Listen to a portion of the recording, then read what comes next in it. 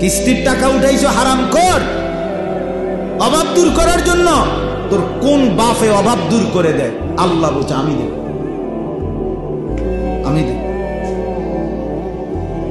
একজন কিস্তিওয়ালা, একটা সুদখোর এই পৃথিবীতে শেষ পর্যন্ত তার অভাব প্রয়োজন পূরণ তো করতে পারে নাই, বরং শেষ পর্যন্ত কিস্তির গেরা করে, সুদের জাতা কলে পড়ে, আষ্টে পৃষ্ঠে বাধা পড়ে শেষ পর্যন্ত জীবনটা তছনছ হয়ে গেছে,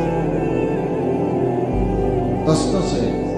আপনি বলবেন যে কোটি কোটি টাকা, হাজার হাজার মিল, ফ্যাক্টরি, গার্মেন্টস, আপনি গিয়ে দেখেন, আপনি খবর নেন ওনারে, ওই কোটিপতি বড় লোকের, যে আপনার আয় কত, কিস্তি কত, ব্যাংক পায় কত,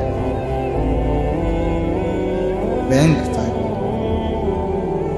হাসে কিস্তিতে, হারাম করে কিস্তিতে হাসে, যে হাসি দিছে এটা কিস্তি।